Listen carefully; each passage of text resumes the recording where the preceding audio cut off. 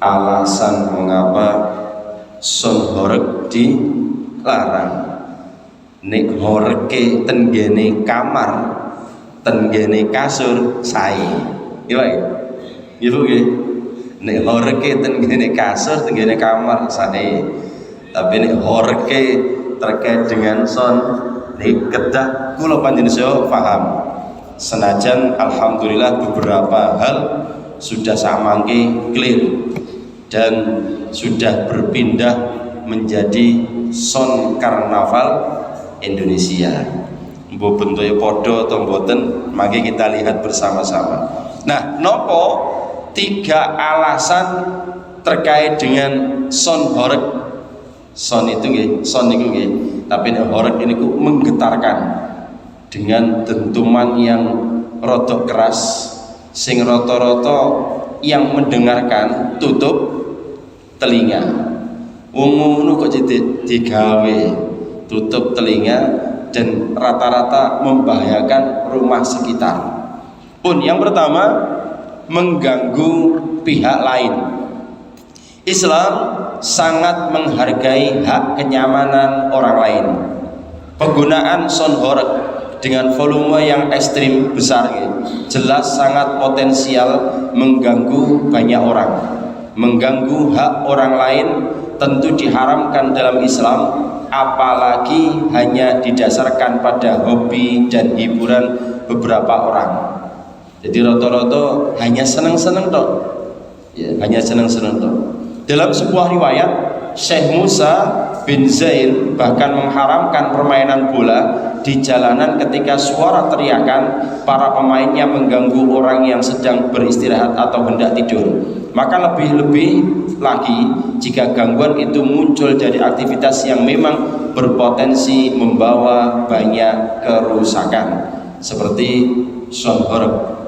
Maka Syekh Abdullah bin Usyair menjelaskan, intinya adalah beliau menyampaikan jika orang yang bermain bola dan semacamnya menyempitkan jalan bagi para pengguna jalan atau menimbulkan gangguan terhadap masyarakat karena perbuatan atau teriakan mereka yang menghalangi ketenangan seperti waktu tidur atau mengganggu orang-orang yang duduk di halaman rumah mereka, maka wajib bagi para wali, pemimpin mereka, bahkan setiap orang yang mampu untuk menegur dan melarang mereka. Siapa yang menolak untuk patuh harus dihukum takzir. Ini pendapat para ulama-ulama dahulu. Ada yang mirip-mirip seperti ini. Di antaranya main bola sampai ngerameni wong liya. Ini kemudian para ulama memberikan pendapat itu juga dilarang.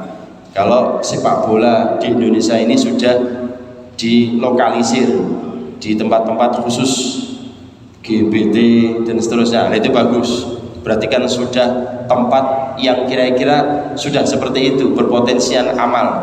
Jika memang merasa terganggu, toh itu sudah tempat yang memang digunakan untuk olahraga sehingga aman. Nah, Bapak Ibu jamaah rahimakumullah, pengalaman yang rata-rata seringkali saya lihat di YouTube ya, dan beberapa informasi termasuk ibunya Mas Udin memberikan cerita, rata-rata nek sound horeg niku lak napa niki betot truk terus sore gawedi niku melampah daya dengan suara yang luar biasa niku tidak sedikit yang kemudian gendenge lugur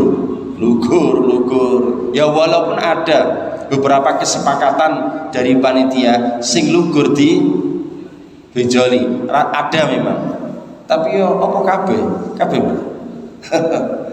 lah itu kalau semuanya ya ada yang gini sih, ada yang seneng lo kan enak malah diganti anyar, ada yang gitu, tapi ya umumnya orang mesti tidak senang. Terus kemudian roto-roto kocoy pecah, ya otomatis kan mengganggu. Bahkan yang seakan nih enten tiang sakit, ada orang sakit harus dipindah. Nek lorone biasa gak apa-apa, nek lorone rotok parah terus dipindahkan ya sama, dengan menyesuaikan tempat yang baru yang mungkin dia tidak suka walaupun 1-2 hari. Bahkan kemarin ketika di tempatnya Mas Udin tuh hari Sabtu habis duhur udah persiapan wis tutup jalan, padahal kan acaranya masih nanti malam bahkan sampai besok. Itu kalau masuk di area itu sekian kilo itu sudah dijaga ketat, dan kalau pengen masuk pakai KTP iki penduduk asli ataupun tidak. Terus keluar yang melebutin gini area Mas Udin tidak bisa, harus orang yang KTP asli Pandansari, sampai seperti itu. Nah, itu kan otomatis mengganggu. Yang pertama mengganggu pihak lain. Yang kedua identik dengan kefasikan. Kendati soundhoreg tidak mengganggu dalam beberapa kasus, penggunaan soundhoreg tetap dihukumi haram karena menjadi simbol yang melekat pada kefasikan atau syiarul fusak. Soundhoreg lebih identik pada konser-konser musik atau hiburan bebas yang identik dengan banyak perilaku kefasikan. Dalam kaidah syariah, penggunaan segala simbol atau atribut yang identik dengan kaum fasik haram diadopsi oleh umat Islam. Dan ini pendapat para ulama, sudah banyak diantaranya Ibnu Hajar Al-Haytami.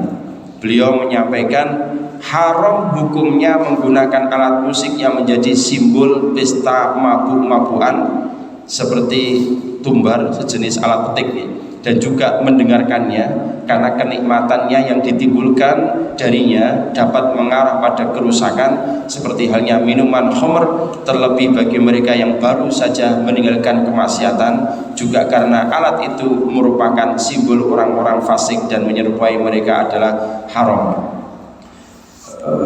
Bapak Ibu jamaah rahimakumullah, ini termasuk kategori itu. Jadi kadang rata-rata enten sing joget-joget terus klambi nih mboten jangkep, jadi ini dibuka dhuwure ngisore dawa utawa ngisore sing dipepeki dijangkepi ndukure sing buka. Masya Allah, kalau kadang napa nih membahas ngaten niku tasih eling tasih imut. Kalau nanti diundang tenggene belakang gang belakang kali santri pulau bagian ngisi santri, kalau tidak salah zamannya Mas Syafi'i nggih Mas Udin niku sholawatan malamnya hari ini.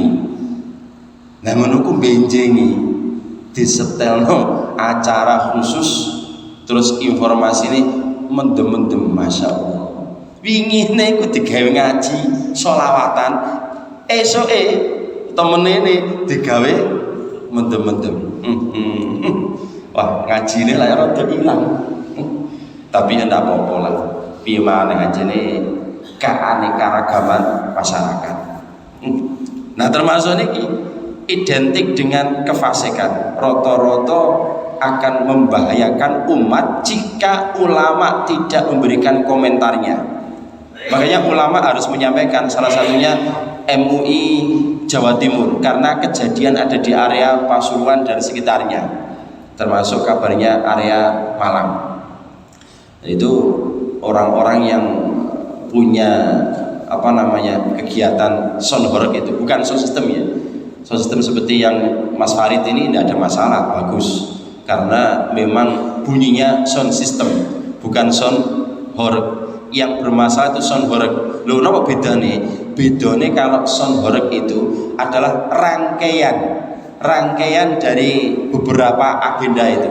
Di antaranya nyetele buwander, yang kedua ono sing joget-joget, terus kemudian ada kefasikan. Nah, itu rangkaian daripada soundhoreg. Nek sound system tidak ada masalah.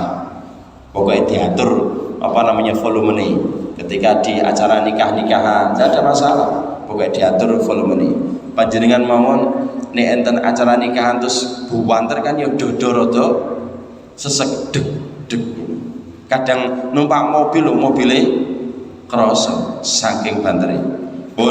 Yang ketiga, memicu kemaksiatan. Penggunaan soundhoreg dalam prakteknya dapat memicu banyak kemaksiatan. Dalam Islam segala sesuatu yang dapat memicu kemaksiatan dihukumi kemaksiatan juga.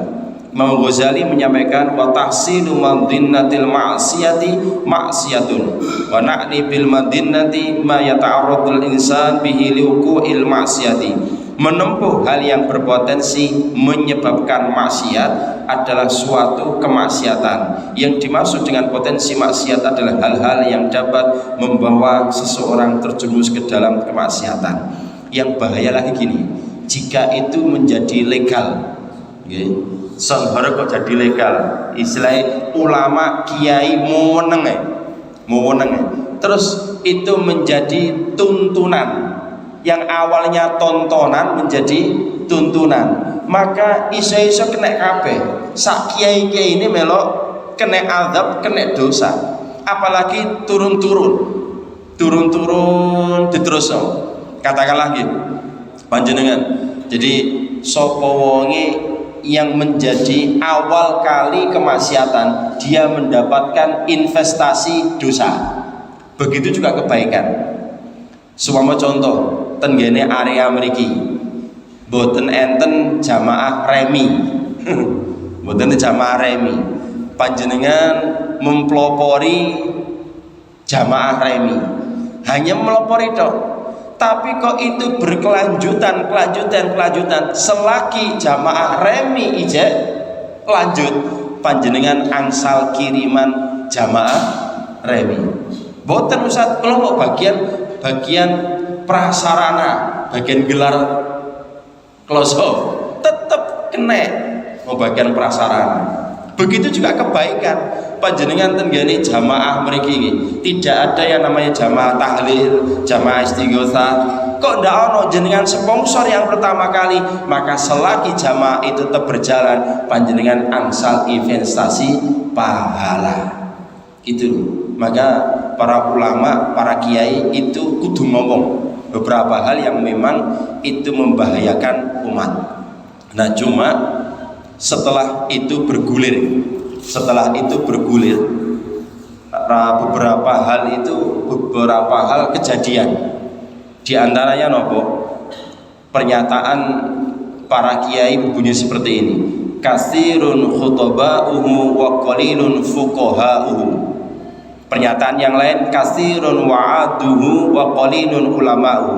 Akeh wong sing iso khutbah, iso ceramah, iso kemo itu, tapi titik sing ahli fikih, tapi titik sing ahli ilmu. Mengenai kemarin ketika singanya Bahsul Masail sing diwedani para kiai di Jawa Timur terkait dengan Bahsul Masail. Bahsul Masail niku pembahasan masail beberapa masalah. Nah, bahas son horeg ini sampai 3 jam lebih bahas ini. Ndak seperti ini. Jadi rata-rata bahas nopo hanya beberapa menit atau mungkin 1 jam selesai maksimal. Ini ndak 3 jam lebih, mendatangkan beberapa tokoh yang ada. Tapi ternyata ketika beliau berpendapat itu, masya Allah, pulau tinggalin tenggani media massa, media sosial, itu omongannya masya Allah, kasihan beliau. Ningali kiai dihujat, dielek-elek, bahkan diomongi kata-kata kotor. Ya, saya sangat paham itu rata-rata penggemarnya son horeg, penggemarnya. Kata-katanya kotor, omongannya sing rodok masya Allah. Diwoco no isin sampai. Makanya ketika fenomena ini terjadi, ada 2 hal yang perlu kita sikapi dan kita lihat. Pertama, mana yang ahli ilmu dan tidak. Sing roto-roto orang alim dan tenanan dan tidak itu kelihatan. Di sing alim, di sing tidak. Yang kedua, memang ujian bagi para ahli ilmu.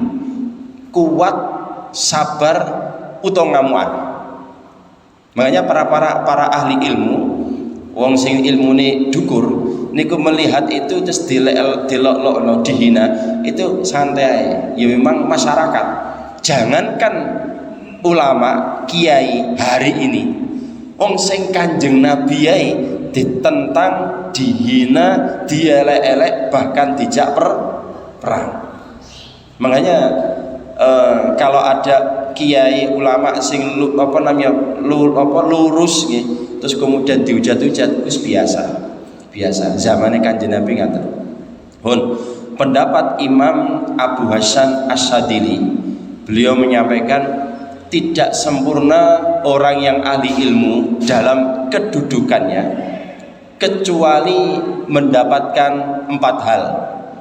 Tidak sempurna. Nomor 4 hal itu: 1, sama tahul a'dai. Dengan buku napa lebaran buat teman-teman. Sama tatul a'dai. Para musuh niku suweneng nek enten tiang alim, tiang ulama niku nggadah persoalan, nggadah musibah. Niku suweneng. Dadi nek jenengan seumpama nggih tiang sing ngerti kok kemudian enten musuh panjenengan malah keplok suweneng, wah ini termasuk kategori wong sing insyaallah diangkat derajate Gusti Allah. Sama tatul adai, ono musuhe kena masalah malah suweneng. Yang kedua, mulamatul asdiqai, sering disalahkan oleh teman sejawat. Koncone dhewe nyalahno, oh gak iso ngono, gak iso ngono, gak iso ngono, dan seterusnya. Yang ketiga, hasadul ulama. Di antara para ulama sering terjadi perbincangan, bahkan saling iri-irian dengan berbagai macam hal.